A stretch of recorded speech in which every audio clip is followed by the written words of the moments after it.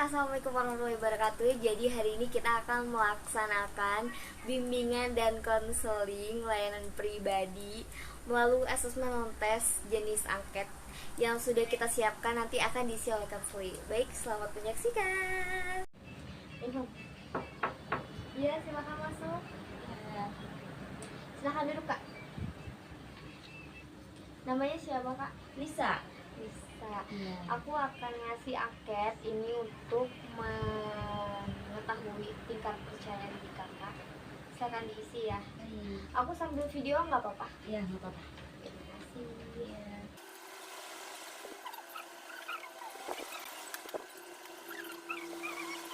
Ada yang nggak paham atau pertanyaan yang kurang dipahami, tanya aja kak. Jangan udah kak? Udah. Terima kasih. Ya. Aku di sini mau tanya ya. Dari pertanyaan yang sudah kakak isi angket ini, ada nggak yang kakak kurang mengerti dari pertanyaannya kak, atau dari arah pertanyaannya? Dari pertanyaannya tadi hampir ada yang nggak ngerti sih ya. Antara iya dan tidaknya itu saya seperti kayak ragu-ragu. Oh, berarti di antara jawaban iya dan tidak harusnya ada jawaban ragu-ragu gitu. Ya. Ada hal yang kakak ragukan dari pertanyaan ini? Ada. Ada. Boleh ini sebutin nomor berapa aja? Tadi itu yang ragu-ragu nomor 2 sama nomor berapa ya? 6. Oke, nanti aku tanya aja. Kalau nomor 2 saya bertutur kata tidak jujur. Kakak di sini isinya ragu-ragu atau Iya. tidak ya? Ya. Kenapa kak ragu-ragu? Atau selama ini kakak nggak pernah jujur? Saya jujur, tapi ketika ada hal yang membuat saya tidak jujur, yaitu bikin saya ragu-ragu. Jawaban saya ragu-ragu itu ya ketika saya berada di keadaan yang tidak memungkinkan untuk jujur. Jadi jawabannya itu belum yakin selamanya itu jujur gitu ya. Contohnya yang membuat kakak itu harus berbohong misalnya ya, di dalam situasi apa sih kak? Di dalam situasi Ya, kayak misalnya kakak kan di sini kakak jawabnya itu tidak atau ragu-ragu ya, berarti ya kakak merasa bahwa kakak ini kadang-kadang sering berbohong gitu. ya. Nah, saya tanya lagi, dalam situasi apa sih yang membuat kakak itu jadi harus berbohong gitu? Kenapa nggak berkata dengan jujur misalnya gitu? Kalau dari segi pengalaman ya, Ya. seperti dari lingkungan teman-teman saya, misalkan saya punya teman yang A misalkan, ini tuh dia minta tolong ke saya untuk tidak bilang kepada si B ini untuk berkata jujur. Nah, ketika si B ini bertanya kepada saya tentang A, maka saya Keberadaannya itu ya, keberadaan saya di situ kan pasti antara mau jujur dan tidak gitu. Makanya di situ saya rasa ragu-ragu. Oke. Terus di sini ada nomor 3. Kakak jawabnya saya suka menyontek pada waktu tes. Betul kah? Ya, itu sangat betul sekali. Sangat betul sekali. Saya suka menyontek pada waktu tes. Berarti ketika ujian juga kakak suka menyontek? Ya, suka menyontek tapi nggak semua ya. Oke, aku mau tanya, apa sih yang membuat kakak tuh terdorong sehingga untuk menyontek? Ataukah sebelumnya kakak ini kurang percaya sama jawaban yang kakak punya? Ya. Atau emang kakak belum belajar, atau pertanyaan yang ada di ujian itu atau di soal itu terlalu sulit? Ya, dari ketiga segi itu hampir semua. Hampir semua ya. gimana? Hampir semua apanya? Ya, dari saya belum belajar juga. Ya. Terus pertanyaannya yang bikin saya tidak mengerti, makanya itu saya bisa nyontek. Begitu ya. Terus nomor 4, nomor 5 ya. Jawabannya iya. Terus saya kurang percaya diri, nomor 6. Saya kurang percaya diri, kakak jawabnya iya. Kalau boleh tahu, hal apa sih yang membuat kakak tuh nggak percaya diri? Kalau dari Tanya percaya diri, sebenarnya pertanyaan ini yang saya tanyakan, kak, kenapa percaya dirinya dalam hal apa? sebenarnya yang tadi itu pertanyaan yang tadi itu pengen saya tanyain juga sih kak, percaya diri dari segi apa, kayak misalkan dari segi kualitas kah atau dari segi kemampuan bagaimana gitu. Jadi saya tidak mengerti dari pertanyaan tersebut.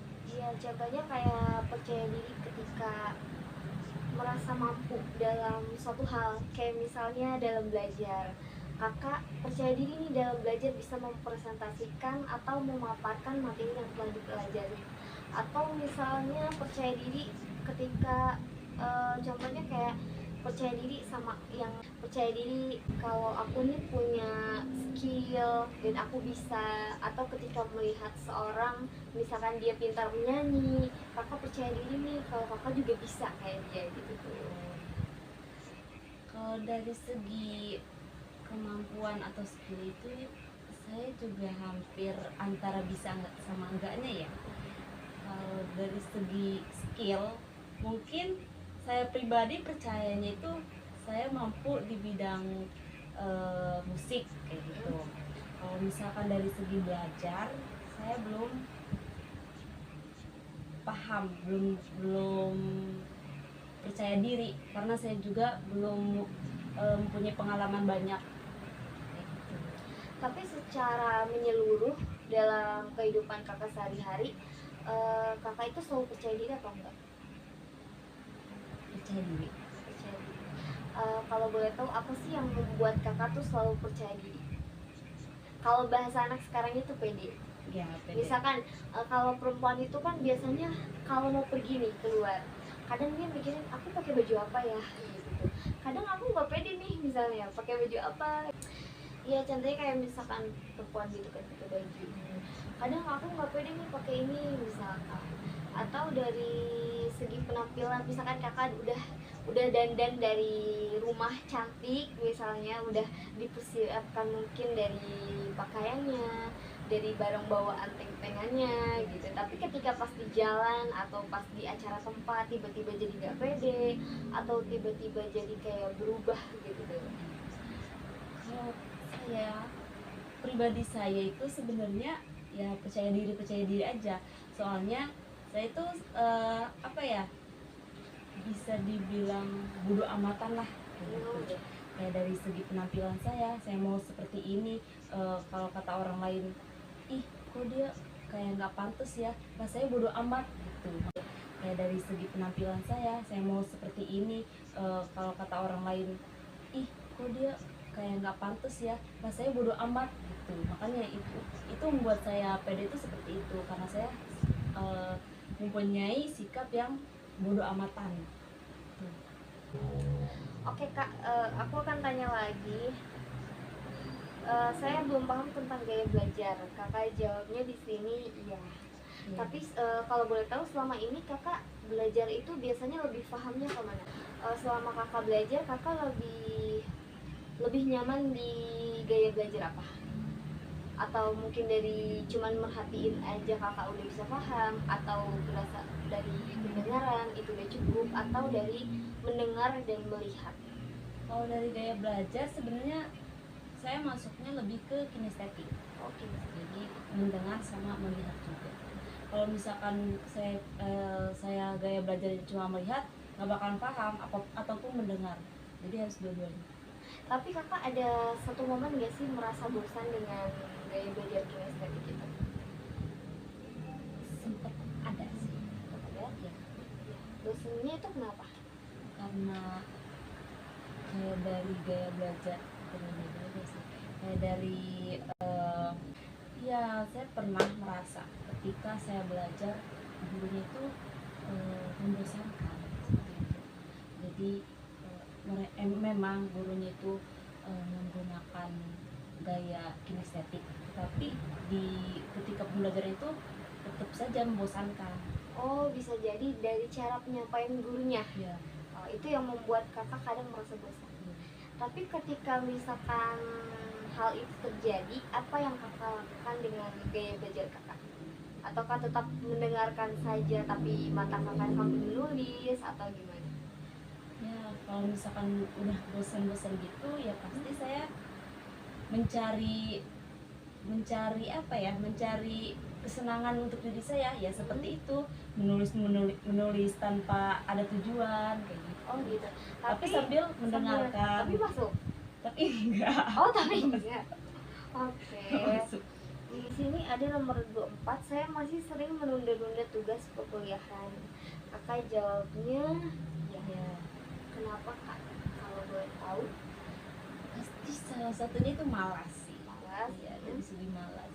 Terus kayak banyak tugas juga, misalkan ada mata kuliah mata kuliah mata kuliah ada mata kuliah eh, ada satu mata kuliah punya tugas, terus ada lagi satu mata kuliah itu punya tugas, tapi itu di waktu yang sama misalkan. Jadi ketika saya mempunyai tugas yang di waktu yang sama itu kayak buat saya bingung, jadi kebawa males. Oh iya.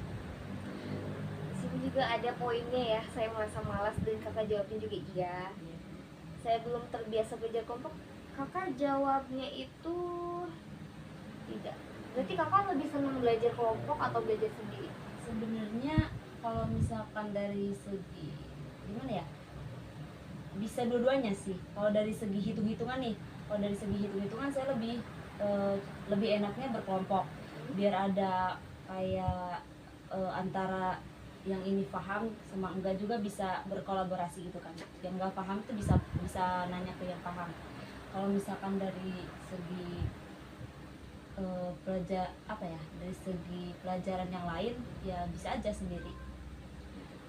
Kalau misalkan dengan lingkungan kakak bisa cepat adaptasi atau gimana?